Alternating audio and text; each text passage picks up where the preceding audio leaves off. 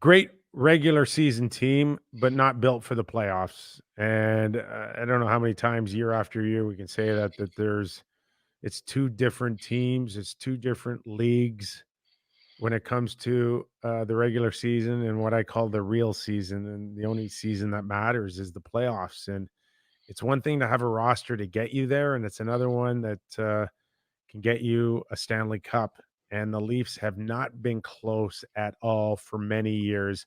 Thus, your frustration, Jake. Yeah, it's frustrating, but I'm also optimistic for the future because these guys are still young.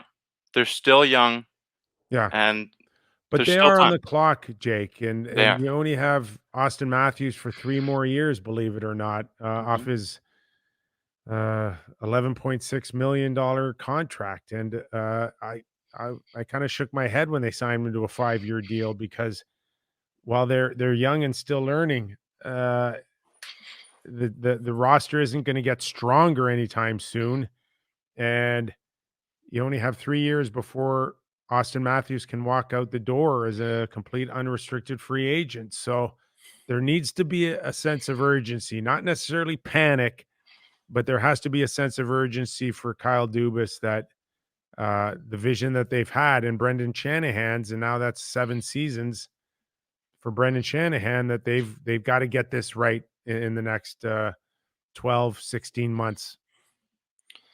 Yeah, I mean, Auston Matthews, the way that contract was constructed, it's a bridge contract, so he can still earn more money in his prime years. He has an out if he'd like to leave the Toronto Maple Leafs Yeah, ultimately.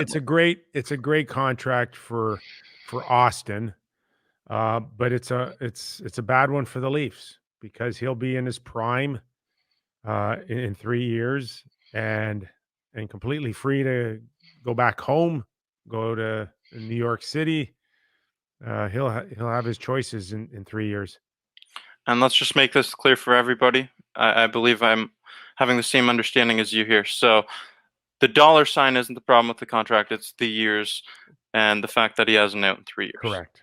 Absolutely. And 5 is a very difficult number back then, because it didn't buy enough unrestricted years. Uh, and now Makar needs a new contract, and I'm hearing that Colorado, that wants nothing to do with 5 years. Maybe the minimum they'll go is 6, uh, and nothing really shorter than that, unless it's a true bridge contract. And to have a true bridge contract would mean that you don't become an unrestricted free agent when it's done. And that's where they want to go with Makar. I think they learned a big lesson with Auston Matthews' contract in Toronto, that uh, 5 is not a comfortable number.